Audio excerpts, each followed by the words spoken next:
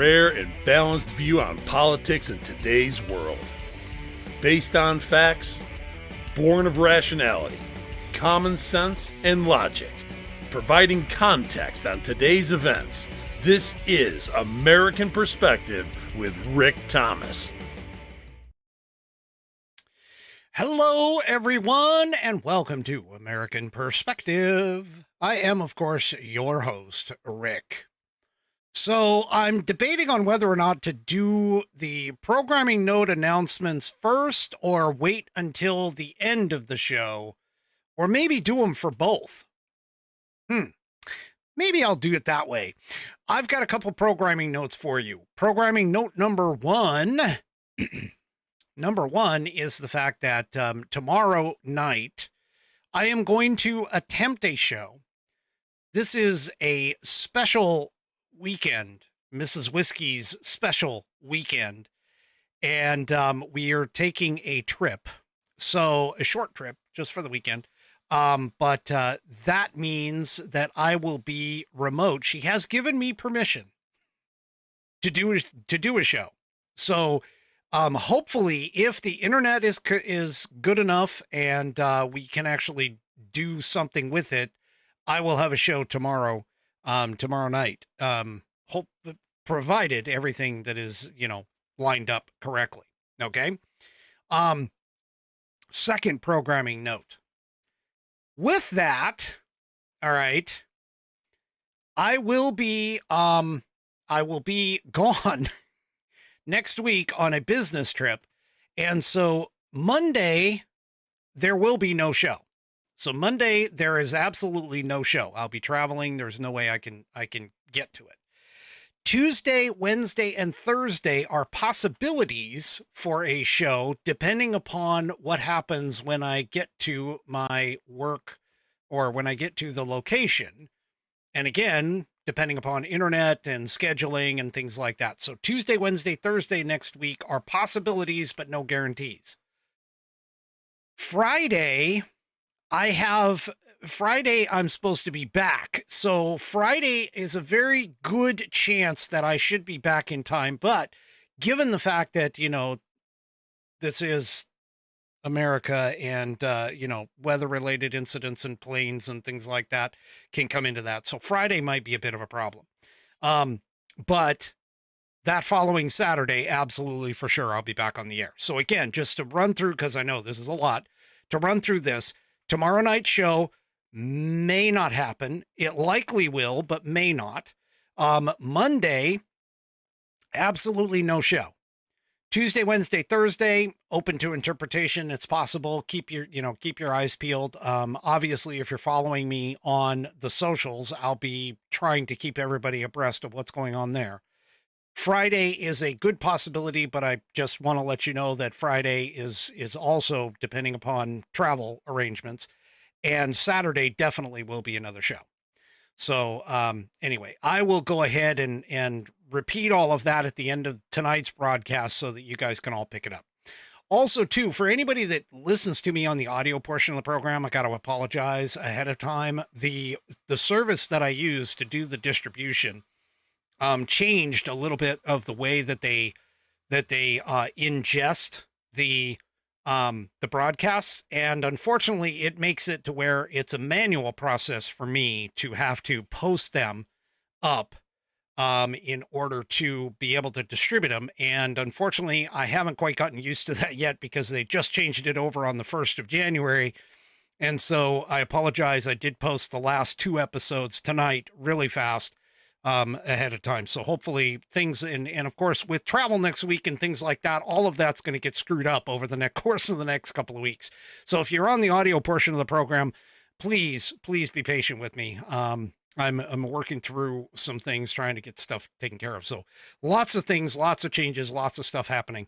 Let's go ahead and get things kicked off properly by tonight having 3 Chevy, which I haven't seen in the chat yet, which is kind of interesting. Normally he pops in like fairly early, but 3 Chevy is going to lead tonight's Pledge of Allegiance. So if you are of mine, please stand, remove your hat.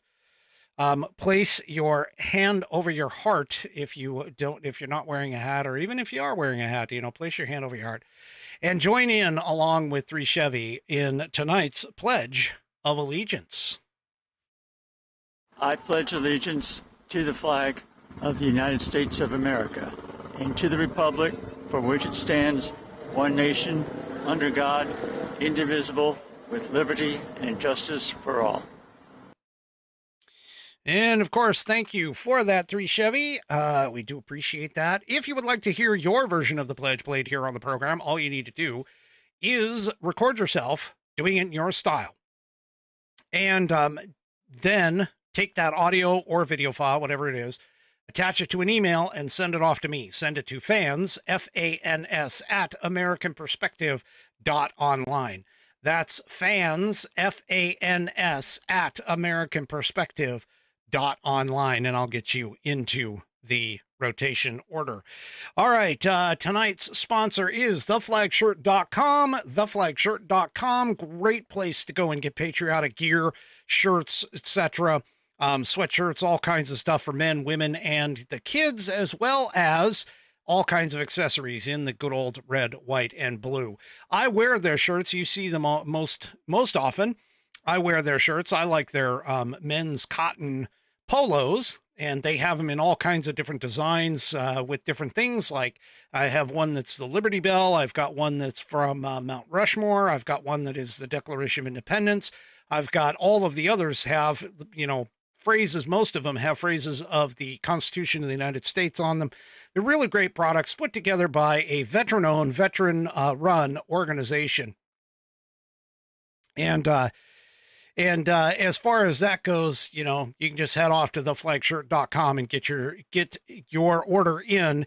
If you order $75 or more, they will give you free shipping. But I know people don't always want to buy $75 worth of product, if they can even afford it here in Biden's economy, although that's coming to an end, hopefully soon.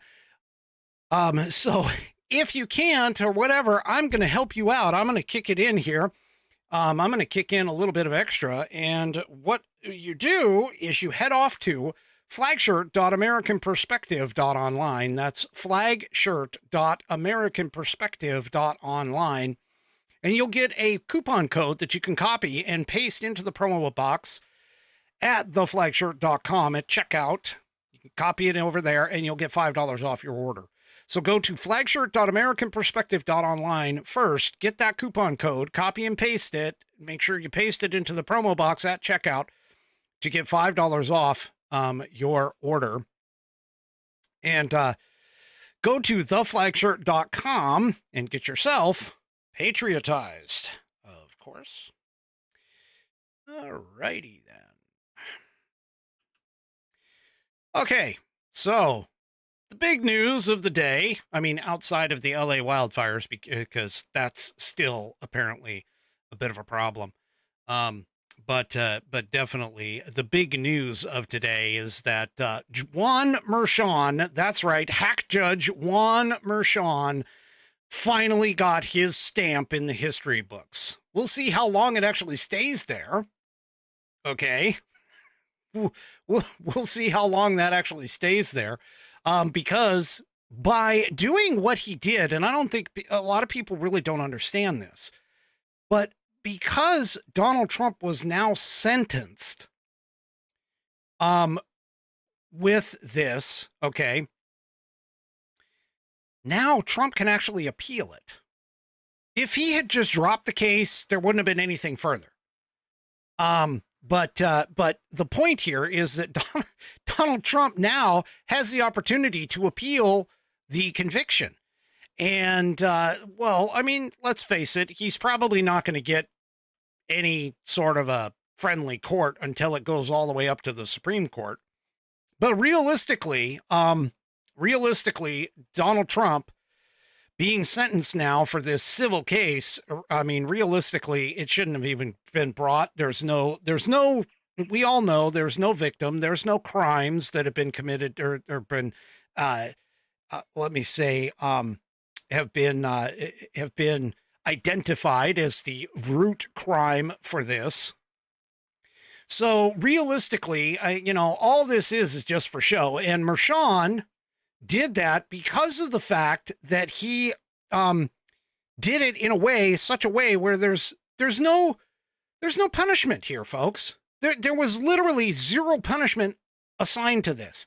If this had anything to do with something being illegal, actually illegal, okay,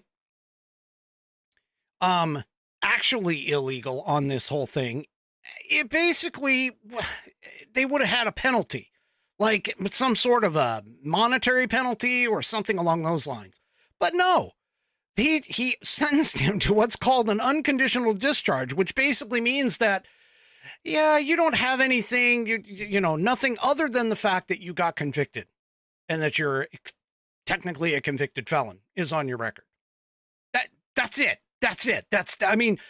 Now, granted, being a convicted felon, he can't own a gun. There's some other things along those lines about it. I mean, I get it. But the whole point here is the punishment was the point. Going through the trial was the point. Having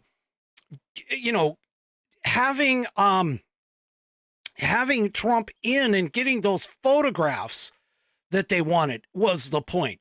The whole attempt was to try and convince the American people that having a, quote, convicted felon, unquote, as president was a bad idea. And I just got to say, I'm just telling you right now, I don't think anybody really cares. At least none on the right do. And Trump went ahead and responded, by the way. He responded to it in his usual fashion. And he essentially started out by saying, after spending tens of millions of dollars, wasting over 6 years of obsessive work that should have been spent on protecting New Yorkers from violent, rampant crime that is destroying the city and state, coordinating with the Biden-Harris Department of Injustice and lawless weaponization, and bringing completely baseless, illegal, and fake charges against your 45th and 47th president, I was given unconditional discharge. And of course, he points it out here that result proves that, as all legal scholars and experts have said, there is no case, there never was a case. This whole scam deserves to be dismissed. The real jury, the American people, have spoken by re-electing me with an overwhelming mandate in one of the most consequential elections in history. So, there you go. Okay. Donald Trump's right. He's totally right. The only reason why Juan Mershon went ahead and sentenced him is because he wanted to get his name, Juan Mershon, in the history books, as I presided over the case that convicted the first American president and made him a convicted felon. That's the first thing. That's it. That's all he said. And it's like, really? I mean, come on. He even told Trump during the sentencing, he wishes him Godspeed. I don't, it's, again, these people, all they wanted was to be able to hang him with the label convicted felon. That was it. And I don't care, because I voted for him. I didn't care what the outcome of the case was anyway, because I think it's a whole bunch of bullshit. Sorry for the language. But anyway, so yeah, there you go. And it seems like Republicans across the board have they followed right along with me. They are blasting Mershon for the joke sentencing of Trump 10 days before swearing in. So, yeah, they're just, the Republicans are out there and they're just like, yeah, what a joke and what a disgrace. That's Senator Marsha Blackburn from Tennessee on X. She added, this witch hunt and ruling was an insult to the American people. House Speaker Mike Johnson, of course, reacted in a statement remarking, after 4 years of lawfare, restoring the American people's trust in our system of justice will be critically important, and I support President Trump's decision to appeal this decision and put this shameful chapter in American history behind us. Representative Rudy Yakim from Indiana sounded off on the sentencing as well, writing, "Today's sentencing is an unfortunate reminder that Democrats will stop at nothing, including weaponizing the justice system to try and destroy President Trump. Rest assured, their efforts have and will continue to fail. America's comeback begins in 10 days. So there you go. And it just continues. And I'll be honest with you, I really didn't see a lot on the social medias. There was a few of the sycophantic paid trolls on X who are all like talking about the convicted felon, but honestly, nobody really paid attention because I don't think anybody really cares. It's sort of like January 6th. You sit there and beat the drum on the fact that January 6th was this insurrection when it actually wasn't an insurrection. Okay? And everybody pretty much knows it. They all know it. And so this was just sort of like, whatever. So, yeah. So anyway, it's just a complete disaster. So yeah, it's just, we'll just have to see where this goes after this, but thank God this is finally over with. He doesn't have the sentencing hanging over his head anymore. He knows that, we kind of knew from the beginning of the week that this was going to happen because Mershon pretty much said this is going to happen. And like I pointed out a long time ago, that if Mershon did this without dismissing the case, but if Mershon did this, he did this for purely personal and political reasons. Okay. And, oh, hey, Bonnie. Oh, that's a good idea. That's a good idea, Bonnie. Maybe I'll get that going. Anyway. All right. So let's move on a little bit. I got to move on to the LA thing. Because again, just pointing it out to everyone with regards to this, it's total mismanagement as to why LA is as bad as what it is. Now, don't get me wrong. Okay. Don't get me wrong. The fire is being set, which, by the way, they apprehended who they believe is a suspect in setting at least one of the fires. There's not a lot of information in terms of the rest of them, but reportedly one of the fires that have been set, they've got somebody in custody with regards to it. Okay. But excuse me, let me take a drink here. But I can tell you that they knew about this problem a long time ago. Now, granted, this only goes back to July of 2024, but they knew about it. They knew about it. Right here. Joe Rogan reveals California officials knew of LA's fire risks back in July of 2024, and they did nothing. So America's, obviously has been focused on California, where the fires are just rampaging through Los Angeles. There's more and more evidence that is coming out that California's leadership knew of the Los Angeles area's vulnerability, okay, and did nothing about it. So Joe Rogan apparently was speaking to a firefighter who warned him that if the conditions were right, LA itself would go up in flames and there'd be absolutely nothing that anyone could do about it. Check this out. I talked to a fireman once. This is one of the reasons that freaked me out. And he was telling me, he goes, dude, one day, he goes, it's just going to be the right wind and fire's going to start in the right place and it's going to burn through LA all the way to the ocean. And there's not a fucking thing we can do about it. I go, really? He goes, yeah, we just get lucky. He goes, we get lucky with the wind. He goes, but if the wind hits the wrong way, it's just going to burn straight through LA and there's not going to be a thing we can do about it. Because these fires are so big, dude. When they're talking about like thousands of acres that are burning simultaneously with like 40-mile-an-hour winds. And the wind's just blowing embers through the air, and those embers are landing on roofs, and those houses are going up, and they're landing on bushes, and those bushes are going up, and everything's dry. And once it happens in a way where it's so spread out that there's nothing they can do. There's nothing they can do. You just have to evacuate, right? Nothing they can do. So, further information also too, that there was a, I heard this, I think I heard it on, Dan Bongino's show or something like that. But what ended up happening is there was a fire department. They rolled up to a scene. They went to go hook up to a fire hydrant, and there was no water. And it was done directly in front of like a reporter or whatever. And he tried to hook it up, and there was nothing there.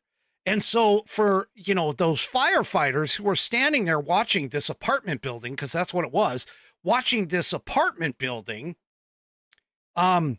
just go up in flames because they had no water. They had no water. Now, some people have been asking, well, wait a minute, why can't they just pump it from the Pacific Ocean? Well, there's only one problem. Okay? There's only one problem with that.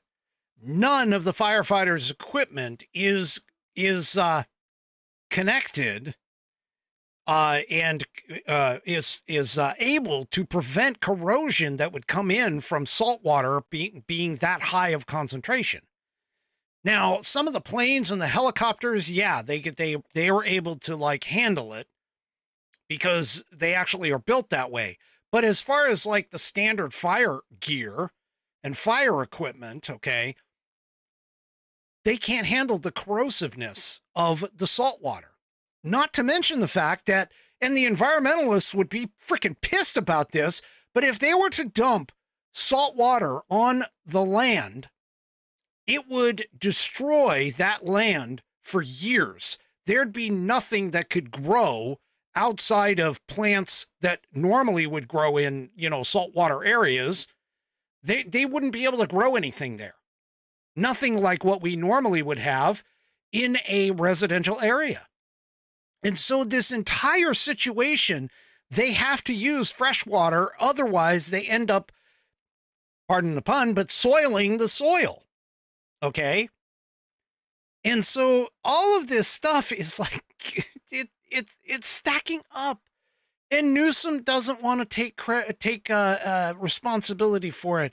The mayor doesn't want to take responsibility for it. Folks, this disaster lands squarely on the Democrats and their mismanagement. Not only mismanagement of the water, but also mismanagement of the entire fire breaks. And guess what? There's also one other thing that came out that was interesting to me anyway. Take a look at this. LA was hit with a hydrant crime wave prior to the current fires. Okay? A crime wave. Who the hell would steal a freaking fire hydrant? What is the point?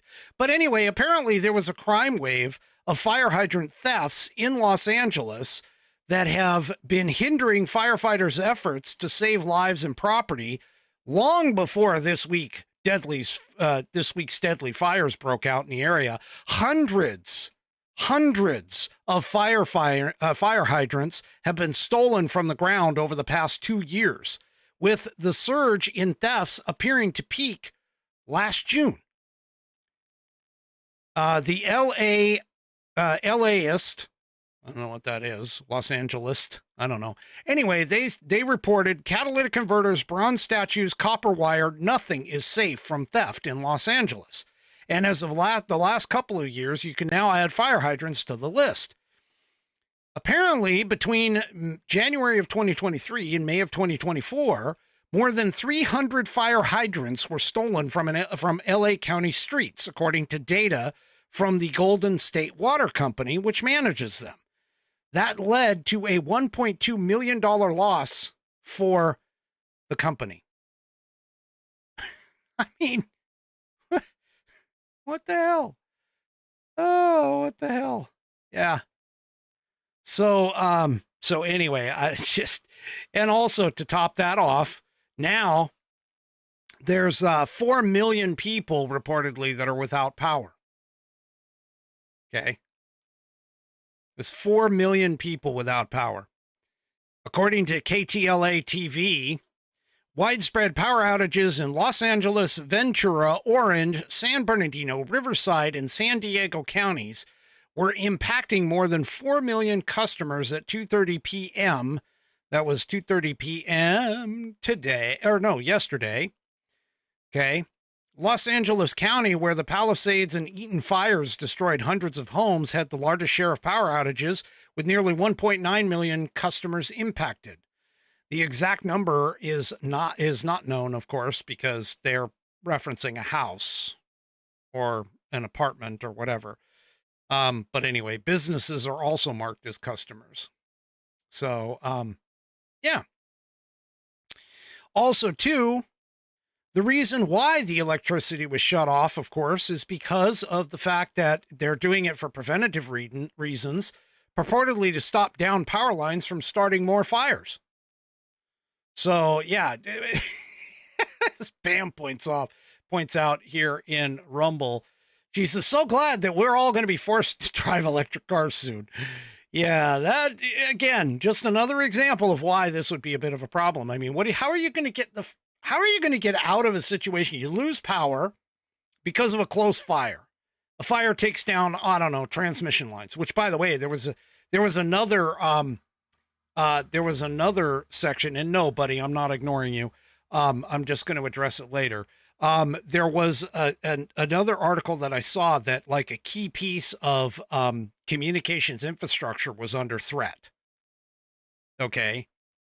So it's like these fires are just having all kinds of problems, and it's just, yeah. So there you go. By the way, it also, Bonchi, let's see. Who is Bonchi? Bonchi, B-O-N-G. Bonchi. What is it? Oh, I guess it's the writer from KTLA. As he pointed out in his own article, that most of the problems caused by them is thanks to the incompetence of the Democrats that run the state. So California is the most centrally controlled and planned state in the union. No one can do anything there without the Democrats at the state level giving their blessing. Okay. For Newsom to deflect to local officials when pressed on what was a devastating infrastructure failure, when he controls the infrastructure, is his entire political career in a nutshell. Yeah. So there you go. It's, yeah, this sits entirely square. It sits entirely square at the feet of the Democrats. This entire thing, everything, not the setting of the fires. Don't get me wrong about that. Not the setting of the fires, but the fact that it is such a disaster after the fires were set. Okay. Is why this is a problem. And, so yeah, Newsom, of course. By the way, did you guys see the video? I don't have it, but did you guys see the video? There was a female resident that went running up to Newsom at one of his pressers and was like asking, hey, by the way, what are you planning on doing with this? And why is it that you're, and tried to get, like, I can't even remember the exact questions, but basically was like pressing him on what it was that he was doing in order to try and resolve the problem. And he acted like he was on the phone with Joe Biden right then and there because he didn't want to answer her questions. And then to top all that off, when she said, well, hey, put it on speakerphone, I'd like to talk to him too. Because guess what? Joe Biden, even though he's the president of the United States, is a public servant. And we, the people, are his boss. Yeah, he goes, yeah, I'm sorry, I don't have service. I wasn't talking to him right now. Even though he said, I've got Joe Biden on the phone. Yeah. He's freaking ducking and dodging like a typical politician. Actually, all of them politicians. But anyway, he's just, I mean, this is such a disaster. It's right there at their feet. And they, honestly, even, I mean, Karen Bass, like, got indignant at one point during questioning at a press conference about the whole thing. It's like, come on, people. And hey, thanks for the reminder there, Bonnie, about DeSantis. So DeSantis was at Mar-a-Lago and was talking at Mar-a-Lago and in front of the press corps, and the press, they asked the question about, the whole thing and politicizing it. And, did Ron DeSantis have any critique of President Trump for politicizing it? And Ron DeSantis looks at him and goes, politicize. Every single individual who, was coming at me because of the hurricane. I mean, we just expect that you guys are going to politicize everything. But the fact is that because Newsom has a D behind his name, meaning he's a Democrat, if that had been a Republican and this disastrous, you guys would be all over him, calling for his resignation and all this other stuff. I mean, granted, I'm paraphrasing and ad-libbing here, but basically the whole point is that Ron DeSantis is like, you guys are the ones that are politicizing everything. Donald Trump is just pointing out the truth. Yeah. So anyway, it's just freaking, oh my gosh. I can't even imagine. I mean, no offense in terms of this statement, but you get what you voted for, folks. You just do. You get what you voted for. And that's who they voted for, is that. So, yeah. Well, speaking of being disappointed in Democrats, there's a new poll that came out, a new Gallup poll. And, a lot of people have been saying, oh, no, Joe Biden's not the worst president. Joe Biden's not the worst president. He's rated highly among all kinds of different people. Well, not according to this poll. So here is a poll that was done. And here's the chart. U.S. adults' historical ratings of U.S. presidents. Number one spot. Now, keep in mind, this is basically modern presidents. So pretty much, I think it's from the 60s on forward, because we got JFK in there. So he is the number one slot. Ronald Reagan comes in at number two. Then you have Barack Obama. I don't necessarily agree with that one, but that's okay. Then you have George H.W. Bush. Then you have Jimmy Carter. Oh my gosh, he actually made it to the middle of the pack.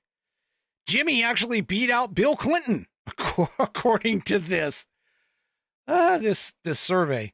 Now, Donald Trump's first term comes in under Bill Clinton, but I can almost guarantee you, which, by the way, there's evidence that this is going to get turned around. Donald Trump's second term is going to end up being a lot higher. So his overall rating is probably going to go up. But George W. Bush is after Donald Trump's first term. And then we have Joseph Robinette Biden. The only person who got a score, a net positive score, lower than Joe Biden right now was Richard Nixon. Yeah, Joe Biden's his whole thing. And by the way, these results are based on a Gallup poll that was taken between December 2nd and December 18th. The poll was completed before the December 29th passing of Jimmy Carter, which could have possibly affected the way people had remembered his, or will remember his presidency, which, believe me, the mainstream media has been glossing over that guy's record quite a bit when it comes to that. But anyway, so yeah. John Kennedy ended up with a net rating of plus 68, Ronald Reagan a plus 38, Barack Obama ended up at plus 21, and then the rest are in single digits or in the negatives. So those are the three top ones. So anyway, yeah, I guess the American people have started to realize that Democrats probably are not the best way to go in the way of some of this stuff should go on. Yeah, it's just it's just some now Democrats, of course, in the poll here, they give Biden a tepid review. Tepid, for those of you that may not know, means lukewarm review. And Republicans, of course, have been overwhelmingly critical. So, oh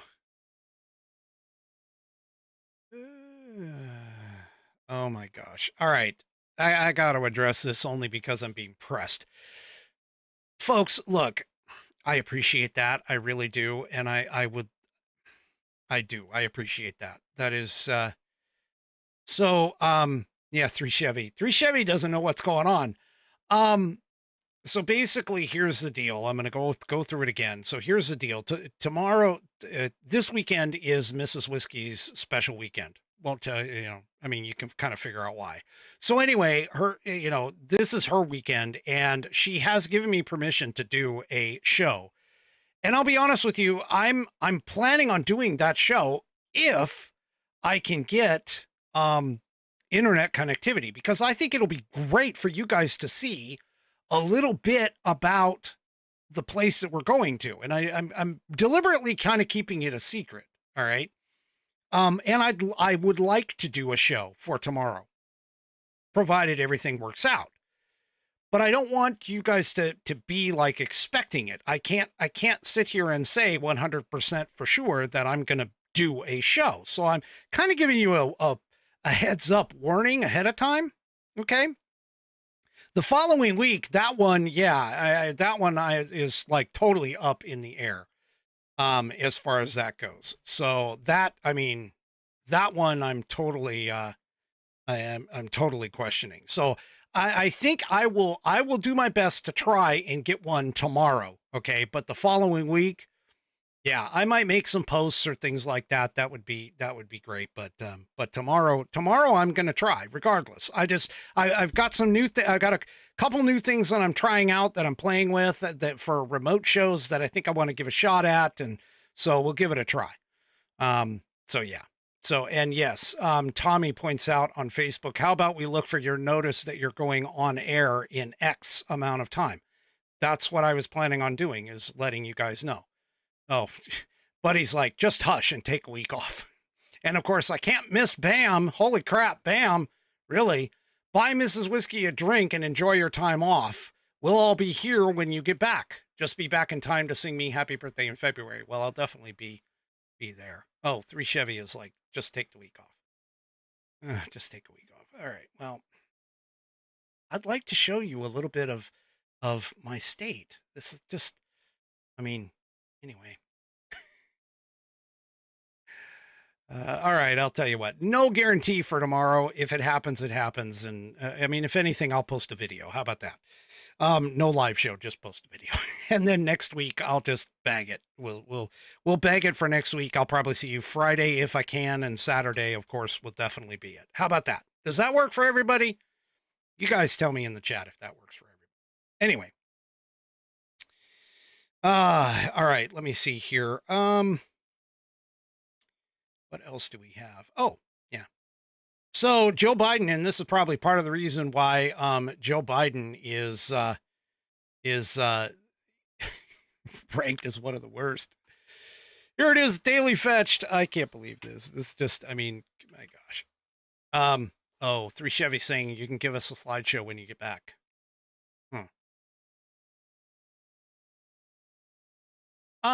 Mark says, is it beautiful in Washington? I actually believe so. I think it's awesome. I do. I believe it's awesome. So, but yeah, we have a lot of green, up here. I would love to send some of our water down to freaking California. But anyway, moving on. Let's go back to this. The Daily Fetched. All right. California is burning, of course. Biden goes ahead and green lights a further 500 million $500 million for Ukraine.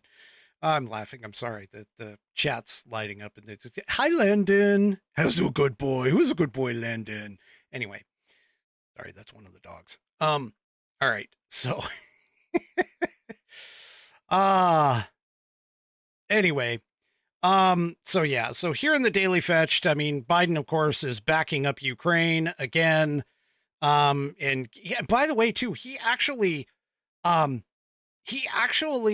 promised that the federal government would cover like 100% of the first few days of the fire costs or something along those lines. I'm still trying to figure this out. The federal government is supposed to defend against existential threats from outside of the country. The states themselves are supposed to handle things that happen in country or in the state. I'm still trying to figure out how, constitutionally speaking, this money is that Biden is promising to the states is actually even a part of all this. I don't know. I'm totally lost on all of this. Anyway, so the new security package that was put together, and by the way, the coalition has collectively committed an estimated $122 billion. Yep, that's billion with a B. Okay. Billion in military support for Ukraine. But the new package, the new $500 million package, includes military hardware and equipment such as missiles, support equipment for the F-16 fighter jets that, you know, he said he wasn't going to do. Yeah. Anyway, but armor bridging systems, small arms, communications gear.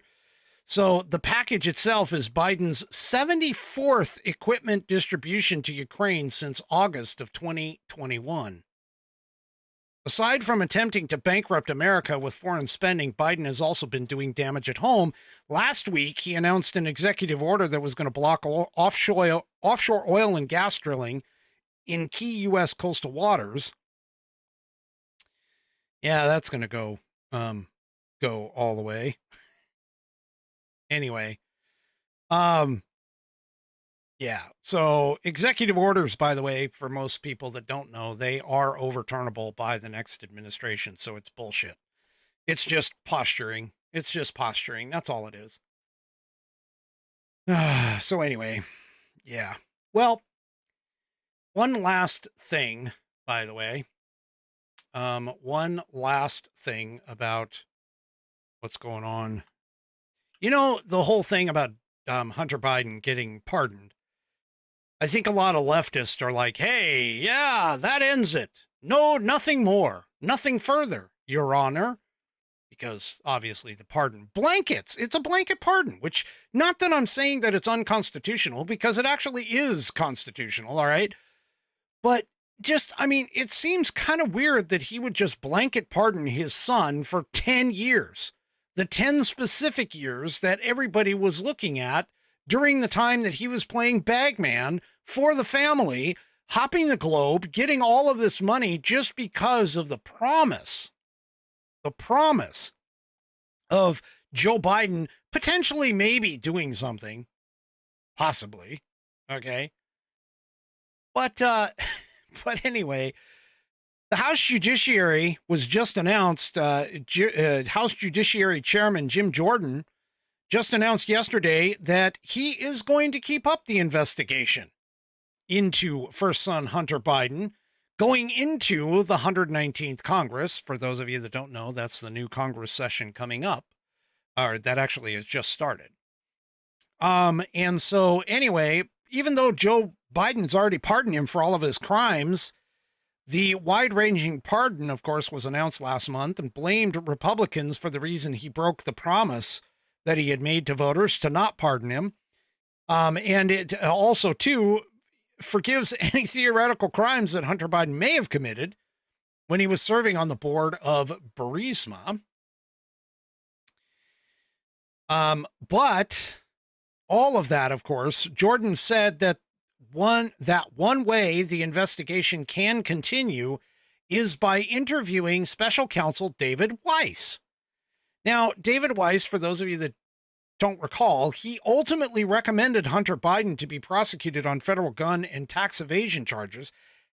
Weiss was also Hunter Biden's brother, Beau's friend and ally back when Beau was I believe it's the Attorney General of Connecticut, if I recall correctly.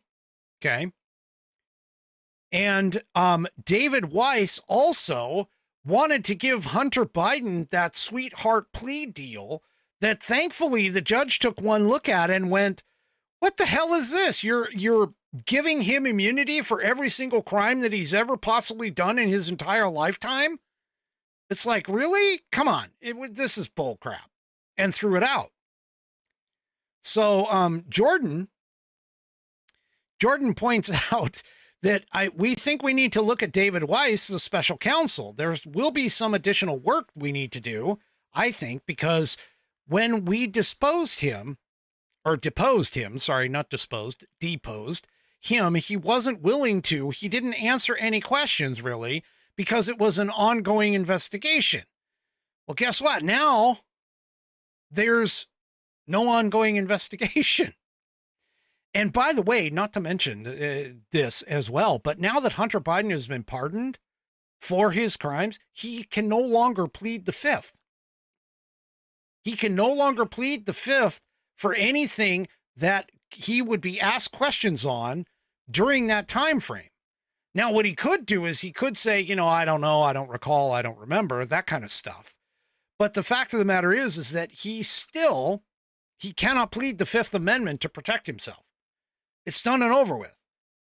Being the fact that he has basic immunity, pardoned for all of his crimes during that time period, he could spill the entire beans on all of it. So anyway, the Judiciary Committee also questioned Hunter Biden and Joe Biden's brother, James Biden, in closed-door interviews last year regarding the impeachment inquiry. Jordan also declined to investigate the president's pardon of his son, claiming that even though he did not support the decision, the president does have the proper authority to pardon whoever they like, and that is true. Unfortunately for all of us, that is true. But apparently, Jim Jordan is not going to let this go. And honestly, again, like I was saying, in terms of the entire process and whether or not it was going to go anywhere or whatever else, it's the information that comes out of it. I think what we're going to find over time is that Joe Biden, just like all of us know, Joe Biden himself is basically that, sorry, 3 Chevy. I'll get to 3 Chevy's comment here in a minute. But basically I lost my train of thought. Oh, well, the whole, it's all of the information. We're going to find out that Joe Biden is more corrupt than what even we on the right actually consider him doing it. All right. So let's see. Where are we at? All right. 3 Chevy says, hey, Rick, Trump should pardon Marshawn's daughter and then call her up to testify against the judge. Okay, so here's the problem with pardoning people. He can only pardon somebody, meaning the president, can only pardon somebody for federal crimes. So the question has to be, what federal crime did she potentially commit that he would, of course, pardon her for? He can't, pardon for something that she hasn't yet done, like future crimes, okay? He can only pardon, or a president can only pardon, if the crime potentially has been committed already. So he can pardon somebody for past times, but not for this time.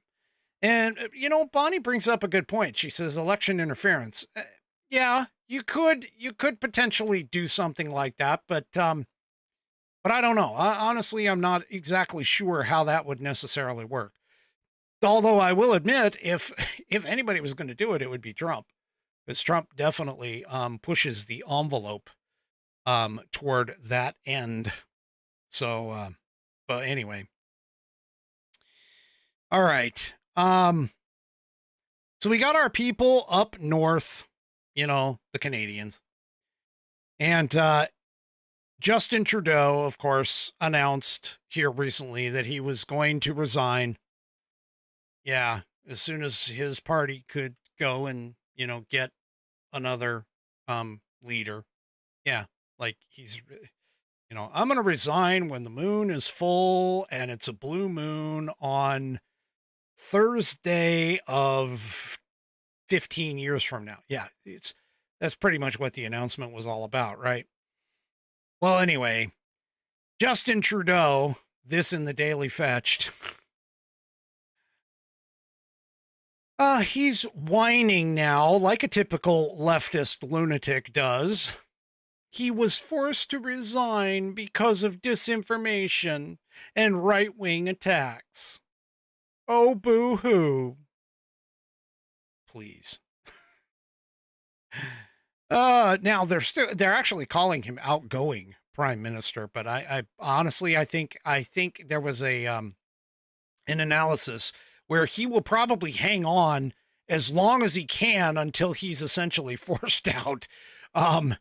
Even though he announced that he was gonna resign, you notice he didn't say he was gonna resign in 2 weeks. He was gonna resign in a month. He was gonna resign when his party could get another leader. And so we'll just have to say, we'll see if that happens. But anyway, he defended his decision to resign by rejecting the claims that Donald Trump's recent election victory was the main catalyst. You can reject it all you want, dude. You are leaving because you are a moron. Anyway, instead, Trudeau said that right-wing attacks and disinformation were major players in the poor public perception of his leadership. Really?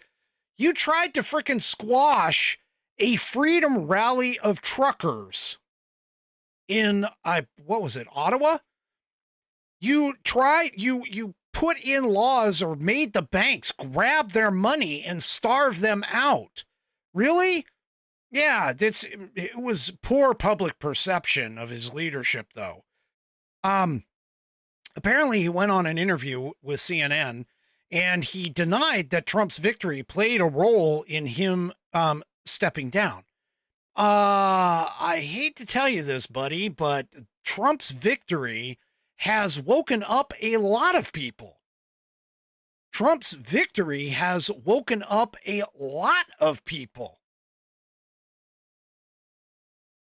And I'm talking like all over the world here. And there's a lot of like leftist progressive movements that are actually being quashed because of Trump's victory. So anyway, Trudeau said, what we were able to do during the first presidency of Mr. Trump was work together, pointing to the successful renegotiation of the USMCA trade agreement. It's a great deal for both of our countries. We've seen trade grow. We've seen opportunities grow. We've seen wealth grow in both of our countries for workers for business. Well, now, wait a minute. I seem to recall the leftist lunatic morons in this country saying that the USMCA trade agreement was a bad thing because Trump put it into place. And now we have a leftist moron up north who's saying that it was great for both countries. Okay. All right. So, Trudeau also claimed during this interview, claimed his nation's recovery from the pandemic outpaced other G7 countries, including the U.S. Now, wait, I thought the leftists were saying that the U.S. recovered the best out of the world. Seems like the left might be eating their own in this whole particular case. So, yeah. Anyway, So the assertion came amid mounting criticism over his government's handling of the economic issue and immigration policies. Wait a minute. I seem to recall that was the issues here. The two major issues of this election.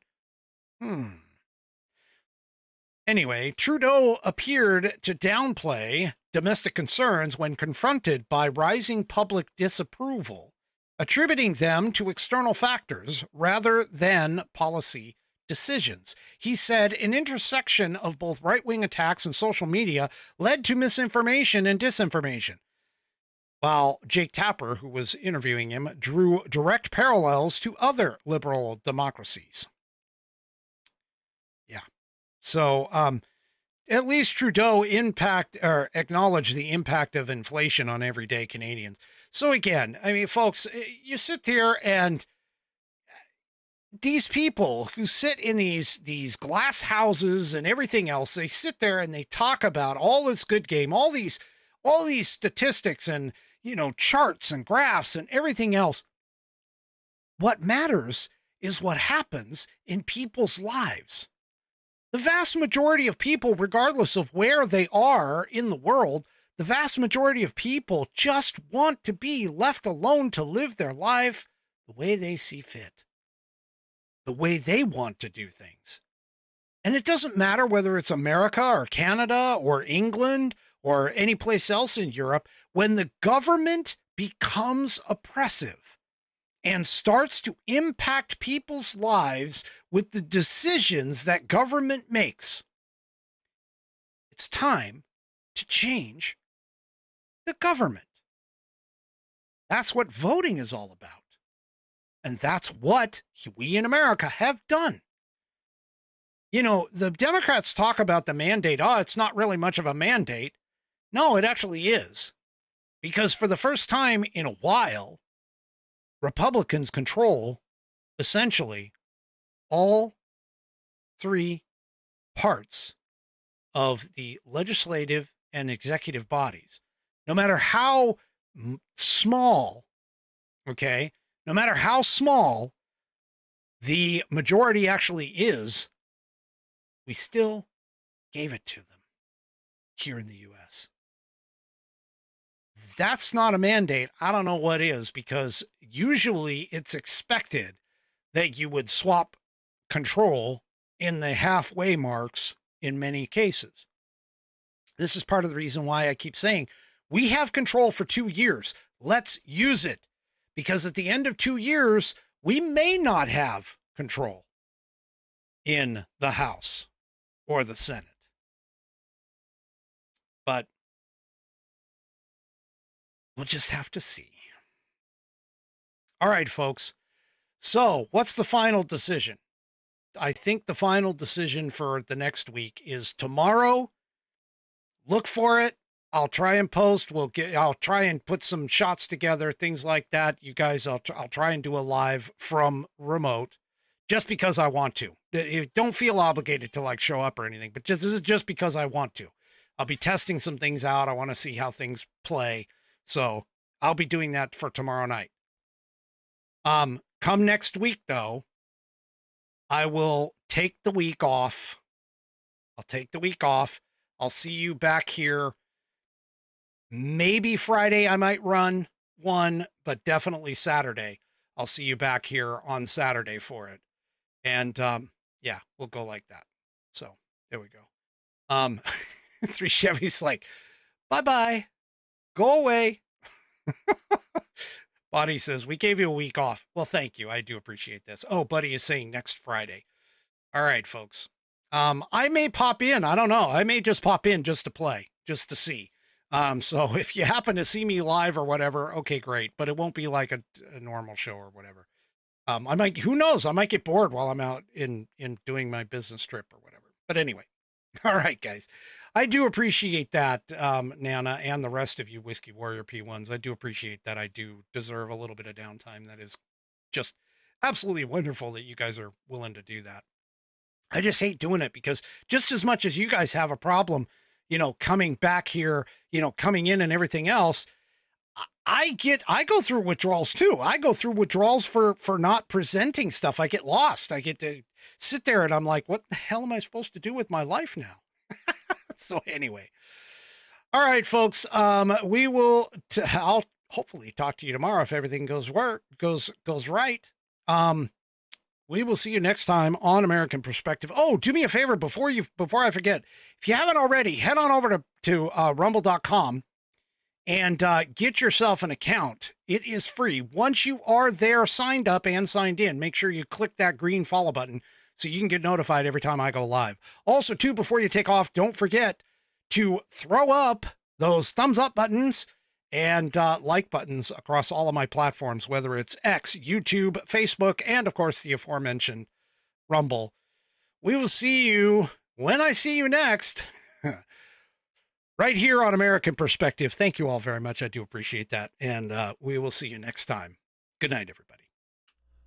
The previous broadcast was produced and is owned by Active Eye Media LLC. All rights reserved.